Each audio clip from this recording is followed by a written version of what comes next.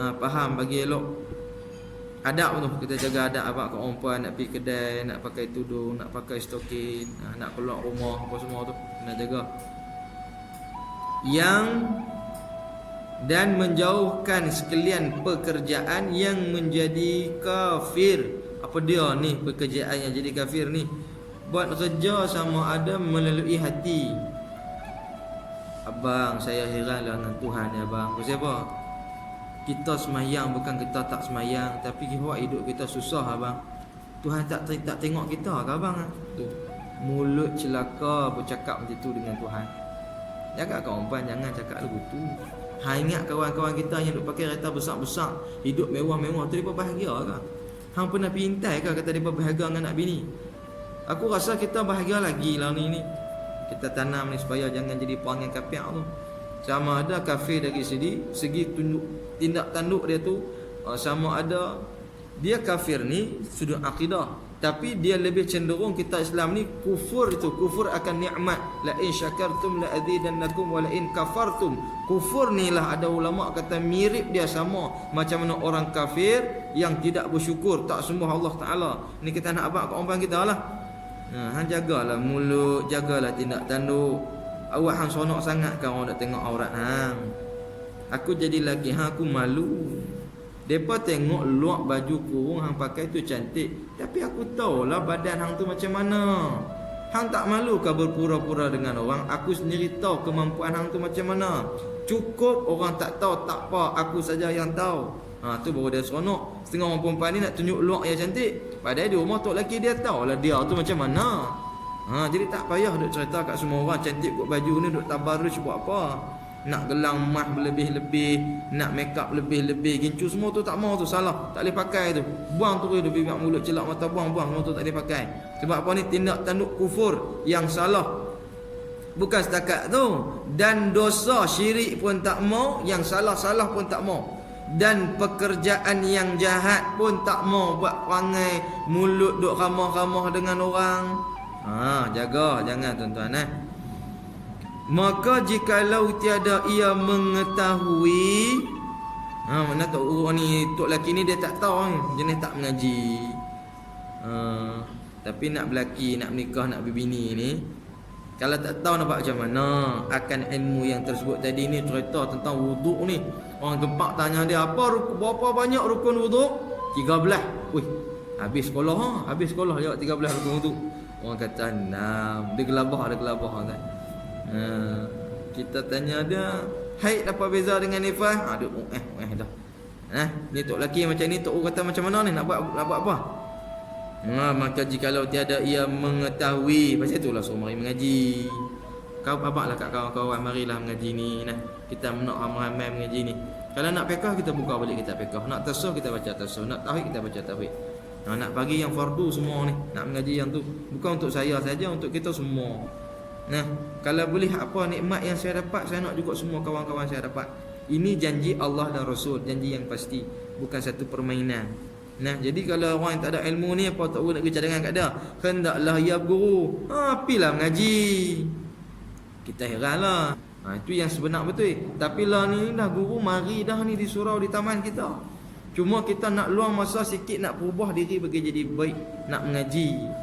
Maka guru kata, maka jikalau tiada ia mengetahui, tak ada ilmu akan ilmu yang tersebut itu, yang fardu-fardu yang berkaitan dengan semayang dan akidah ni, kehendaklah ia berguru, kemudian mengajar ia akan mereka itu pi mengaji di surau. Balik sekali terus cerita. Apa hoi?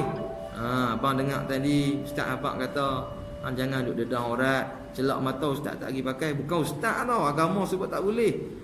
Ustaz tolong sebut agama sebut. Eloknya sebut kata agama, hanya disebut nama ustaz. Semua ustaz ni bukan dia ada apa pun. Yang disebut tu agama. Takut bimbang sebut nama ustaz. Satu masa orang perempuan tu sebut, ustaz pernah nampak kat laki saya. Bimbang ustaz tadi pun dia datang ujub, riak semua tu semua mencacatkan balik semua pada Allah. Yang tu lagi sempurna. Bahasa tadi agama cakap, ustaz sebut dalam kitab sebut, jangan pakai benda-benda tabarruj ni. Jadi abang nak baju-baju yang jarang-jarang semua tak asing buang. Beli hak baru balik, pakai hak elok. Kita nak berubah, lama mana kita nak kayuh nak likan dunia ni. Pesan ke tu, kita ajak dia pergi elok. Balik rumah kita cerita balik. Dan jikalau ia tiada berguru, tak ada orang mai. Masjid disuruh ikhwan ni tak ada orang mai. Hak nak derma untuk tok guru pun tak ada, masjid pun tak ada, karen pun tak ada, semua kena tak ada lah. Habis kira tak ada siapa lah ni. Hendaklah ia bertanyakan kepada orang yang alim. Suruh cari juga. Dan mengajarkan ia akan mereka itu. Di belah Kuala Lumpur kawan saya duk pergi rumah-rumah tok guru Sufian ni, tuan rumah suruh main mengajar anak dia di rumah, sama ada mengaji ke fardu ain. Dia mengajar tu sambil anak dia pun tumpang dengar sama. Inilah panggil guru, nak bagi celek dengan ilmu. Jangan sampai dah teruk dah ada masalah lah baru nak cari. Ni kira masalah dah ni, patut mengaji dulu, bukan dah ada masalah baru cari guru. Dan jikalau tiada mahu bertanyakan kepada orang yang alim, hendaklah ia menyuruh. Ni habis ni. Yang pertama suruh tok lelaki tu pergi surau. Tak dan aku kalau berniaga. Lah ni tak apa. Apa masalah yang umpan hang tanya, hang jangan duk reka. Hang pergi tanya guru. Tak ada, aku tak kenal guru seorang pun dalam ni surah ikhwan ni, tak kenal pun seorang guru. Tak apa kalau hang tak tahu. Jikalau tiada mahu bertanya kepada orang yang alim, hendaklah ia menyuruh. Lah ni hang lepaskan bini hang tu pergi jumpa orang alim, pergi mengaji di masjid, pergi mengaji di surau. Dah hang tak mau mengaji, bagi orang faham mengaji. Pun tak boleh juga, tak tahu dah. Sampai 3 jalan tu suruh tu. Yang pertama suruh tok lelaki tu mengaji. Tak mau juga, tak dan. Ada masalah, hang jangan reka, hang pergi tanya guru, pergi tanya orang alim. Tak kenal orang alim, bebaskan orang perempuan tadi pergi mengaji. Fardu ain tu hang jangan halang dia. Walaupun dia keluar tanpa kebenaran hang tu boleh, sebab hang tu tak cerdik. Patutnya hang kena tutup tak cerdik hang tu dengan mengaji, supaya tak jadi sebab perempuan keluar rumah. Hang pergi mana ni keluar tanpa kebenaran aku? Pergi mengaji dengan tok guru. Awak tak ada rumah? Abang bukan boleh mengajak pun. Semayang pun saya suruh. Susahlah macam tu. Jadi tak mau. Ni mana tok guru bagi cadangan ni sampai terang ni macam cadangan tok guru bagi. Jikalau tiada mahu bertanya kepada orang yang alim, hendaklah ia menyuruh. Kok dia malu nak tanya. Dia kata aku kenal ustaz tu terang mana, takkan aku nak tanya dia. Sekali dia kata aku tak erti. Dan ni hampir tanya sendiri. Pergi berguru atas yang demikian itu. Tak pergi jalan ni. Dan tiada halal bagi lelaki itu, suami ni menegahkan akan isi rumahnya, pergi kepada tempat yang mendengarkan mereka tu. Ni kalau anda kata tuan-tuan tak mengaji, isteri tuan-tuan duduk di rumah, dia kata abang, boleh tak saya nak pergi mengaji kat malam ni, kita yawakid dengan ustaz? Boleh tak? Tak payahlah. Aku balik mengaji sekali, aku cerita apa nak mengaji. Yang tu boleh. Sebab ni kita sambut dah yang pertama, susunan dah lagu tu. Tapi bila orang tak mari mengaji, suami dia tak mari mengaji, perempuan boleh mari duduk di sini mengaji dengan kita sekali. Tapi rasanya kemudahan dah ada ni, mikrofon ini rasanya boleh dengar lah semua. Jadi tak ada isu lah nak mari pun duduk di luar pun boleh dengar dah.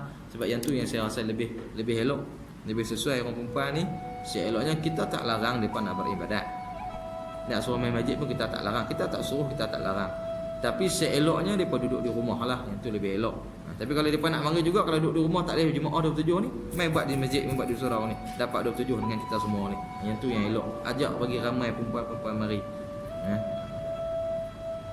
Jadi tu sebut tak boleh suami larang bini keluar rumah.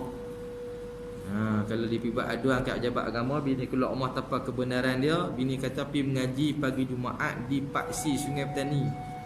Qadi akan kata hang pergi balik lah tok lelaki, hang tak reti, hang tak faham, dah hang tak mengajak dia nak ilmu.